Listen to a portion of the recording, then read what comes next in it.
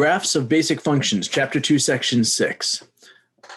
So for this particular topic, we're going to use the disembodied voice approach to the video because a lot of it is just showing what the different functions look like and giving information about them. So trying to do it on a whiteboard and do this whole visual effect, it's actually much easier to just do it with pre-made slides. So we're going to go through a number of different types of what I like to call base functions. Here we call them basic functions, meaning you want to be able to recognize and create these functions without much difficulty so that you can utilize them to look at more impressive functions, functions that are a little more complicated. So we're going to start with the identity function. The identity function is just f of x is equal to x. So y is equal to x. It's just a slanted line at a 45-degree angle. As you can see here, just goes from negative infinity to positive infinity for both the domain and the range. And it's increasing over its entire domain. And it's continuous over its entire domain, meaning that it doesn't jump from place to place. I can put my pencil on it and I can draw it completely without ever removing my pencil from the page. So that's probably our easiest function, just y is equal to x. If x is equal to 5, the output or y is equal to 5. Then we have our squaring function, f of x is equal to x squared. A very common function, it's what we call a parabola, and it gets used all over the place. It's created by any quadratic function. As we can see, the domain is from negative infinity to positive infinity, and the range is from 0 inclusive to infinity. Now realize that this can get shifted all over the place. It can be moved up, it can be moved down, right, left. However we shift it in those senses, the domain will always be from negative infinity to positive infinity. The range will change depending on whether we moved it up or down. It's increasing from negative infinity to 0 inclusive. And let me say that again. It's decreasing on the interval from negative infinity to 0 inclusive and increasing from 0 inclusive to positive infinity. And as you can see, it is continuous on its entire domain. The cubing function, another basic function that we use, and I will state that with the squaring function and the cubing function, that the square function is an even-powered function, and even power functions tend to follow a similar trend. So the squaring function that we were just on, you see that parabola, if we have the x to the 4th function, the x to the 6th, x to the 8th, etc., it will follow a similar trend to this parabolic function. The only exception being that it will become flatter at the base and steeper on the sides, but it will follow the same trends. And the same thing with the cubing function and higher order odd powers, x to the 5th, x to the 7th, x to the 9th, etc., that it will flatten out more in the center and the sides will become steeper.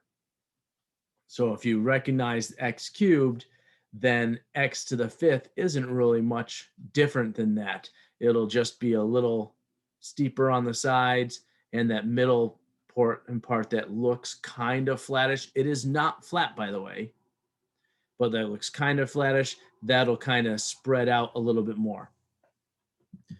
So the cubing function has a domain and range from, that's all real numbers, negative infinity to positive infinity. It increases on its entire domain, and it's continuous on its entire domain. The square root function. Now, the square root function is an interesting function. It's actually the inverse of the squaring function. But you can see that it looks like half of a parabola going off to the right-hand side. Its domain is from 0 inclusive to infinity, and its range is from 0 inclusive to infinity. Because remember, you can't throw a negative value in for into a square root without coming out with imaginary results. So that's why the domain is limited to 0 and can't go into the negatives. Now the range, if we think about it, the square root function actually has two pieces to it. We look at the square root function as just being the positive value. The square root of 4 is positive 2. If we want the second half of that parabola, the part that would go negative there, then we would take f of x is equal to negative the square root of x, because remember, that's kind of how we define that we want the negative root of a square root. The negative root of square root of 4 is negative 2. So we define those separately. And remember, we have to do that, especially here, because if we turn this into plus or minus the square root of x, then we would not have a function because it would fail the vertical line test. So it does increase on its own domain, on its entire domain, and it is continuous on its entire domain. Cube root function. Remember, this is the inverse of the cubing function. So its domain and range both are negative infinity to positive infinity. And as we can see, it just kind of looks like someone took the cubing function and kind of flipped and rotated it. Remember, when you're finding the inverse of a function, you can actually take the line x equal to y or y equal to x and use it and reflect over. And that's really what you can see happening here. It is increasing on its entire domain, and it's continuous on its entire domain. And now we come to the absolute value function. Absolute value function, remember, all that does is removes the sign. So if you have something that's positive, it stays positive. If you have something that's negative, it becomes positive. If you have 0, it's 0. So the domain is all real numbers, negative infinity to positive infinity, but the range is from 0 inclusive to infinity, because we will always get a non-negative result. So it's just a slight modification of the identity function. It's just on the negative side, we remove those negative signs. So it is decreasing from negative infinity to 0 inclusive. It is increasing from 0 inclusive to infinity, and it's continuous on its entire domain. We wouldn't call it smooth because it doesn't have a nice smooth curve. It's a sharp turn. So we would not call it smooth, but it is continuous. And now we'll get into one of the more interesting functions that we deal with, and one that you may not be familiar with, the greatest integer function. And yes, it kind of has double brackets on either side, or bolded brackets. The greatest integer function basically says, if you're going from negative to positive, from left to right on your Cartesian plane, that the output of this function will be the greatest integer that you have come to at that point. So the domain is from negative infinity to positive infinity. You can put any value in to this function, but the output is going to be purely integers. And we can see from this graph what's happening is that we have, at this point, -5. At -5, we're dealing with positive negative 5, we're dealing with negative 5. And when we have negative 4.5, we're still at negative 5. When we get negative 4.1, we're still at negative 5. But then when we get to negative 4, we've now reached a new integer, and we step up to the next one. In fact, let me just put a little laser pointer to really show. So if we look at the next step, we have negative 4. That's the integer it's reached. As we go to the right, negative 3.9, 3.8, 3.7, 3.6, 3.5, we stay at negative 4. It's the greatest integer that we've come across. But when we finally reach negative 3, boom, we jump up to the next one. And that's how the greatest integer function works. It's one of the strangest ones to work with, especially if you have to graph it, and I will make you graph it, because we can have modifications of this. We could have f of x of the greatest or integer function of x divided by 2. And now that's going to change how long it takes to get a new integer to show up, because let's say we're starting at 0. 0 divided by 2 is 0. Okay, so 0 would be our value. We get to 1. 1 divided by 2 is 1/2, so our output is still 0. We get to 1.5 divided by 2, it's still 3/4, so output is 0. It's not until we reach 2. 2 divided by 2 is 1, then now we move up. So in comparison to this graph, you would actually see that it would go 2 and then jump, 2 and then jump, 2 and then jump. So that's what would be happening with it. So it's a very different function to work with. And it always includes the beginning of the integer. So it's the stepping pattern. The beginning of the step is always included. The end of the step is excluded because we jumped up to the next one. So this is a function that deals with an infinite number of constant intervals.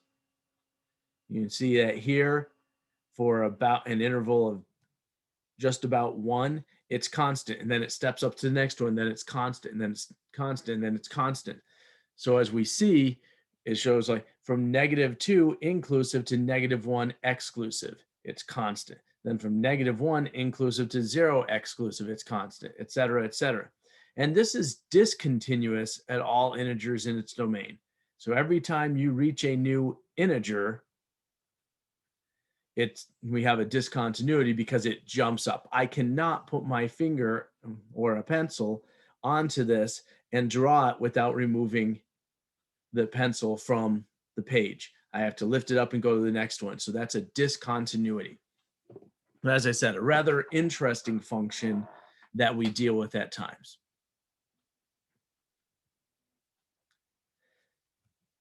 We also deal with piecewise functions. A piecewise function is a function that acts differently depending on the interval that you're in. Here's an example where you have f of x is defined piecewise as x squared when x is less than or equal to -1. So basically from -infinity up to -1, this function is going to act just like the x squared function. And you can see that here. We're coming from -infinity. Remember, we're talking about x values coming from -infinity. So we're coming from the left, coming over -infinity, and then it goes up to -1. Notice that -1 is included. So it looks like an x squared function or the squaring function up to that point. But then we say on the interval from -1 to +3, it's going to be a constant function. It's going to be equal to 7. So here it is equal to 7. Notice that it's from -1 exclusive, so -1 is not included in it, to 3 inclusive. So we see we did not include -1 at 7, but then we did include 3 at the other end. And then our third piece of it is that when x is greater than 3, we use the function 4x minus 15, which is a linear function. So we take that and we do not include 3 because it's x greater than 3, and we draw our line for our linear function. So this is a piecewise function. And a lot of things in the real world actually act as piecewise functions. In this range of operation, it does this. When it gets into this range of operation, it now acts differently. When it gets into a different range of operation, it acts differently yet again. And piecewise functions can be just 2 pieces, or it can be an extremely large number of pieces. Most of the time in this course, we would look at it as being 2 or 3 different sections. And so we have here the definition, which is just giving multiple rules for different intervals. So that's the f of x is equal to, and then we have the graph of this piecewise function. So now I want to look at graphing the piecewise function. So let's say we have the piecewise function g of x is equal to 5 when x is less than -4, negative 2x on the interval from -4 to +1, and x cubed minus 7 on the interval from when x is greater than 1.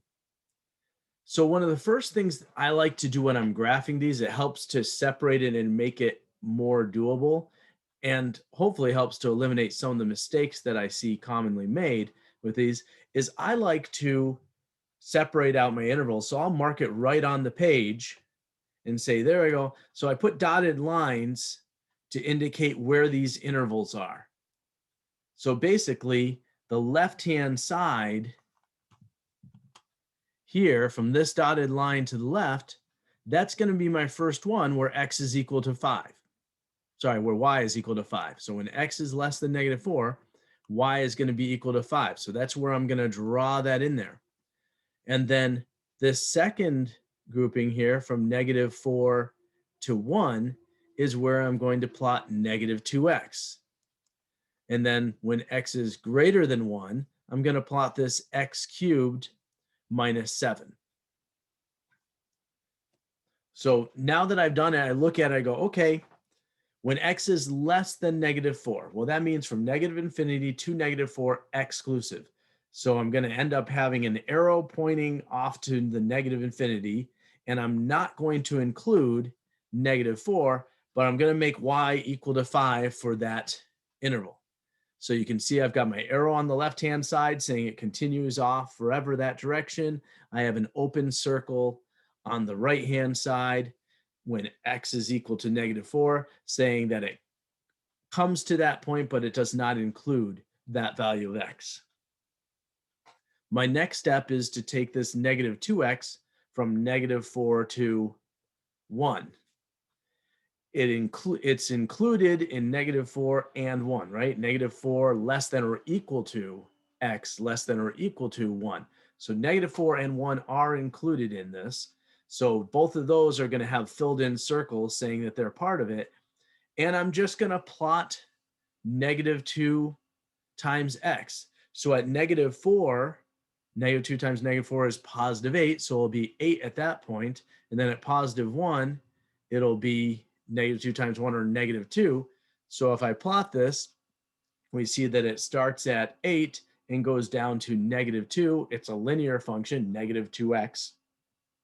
Its intercept is at 0, y equal to 0. So we can see that, and so that's my next piece. I just plotted -2x for that one interval from -4 to 1 and had to include both points. The third piece is when x is greater than 1. Greater than means we're not going to include that point, so that's going to be an open circle. And from that point, we're going to plot x cubed minus 7.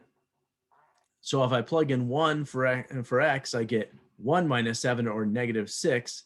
So I'm going to have an open circle at -6, and then it's going to increase like the x cubed function does. And I get that, and see that I put the arrow at the end of that to show that it's continuing upward, and it will go up forever. So that's how we graph a piecewise function.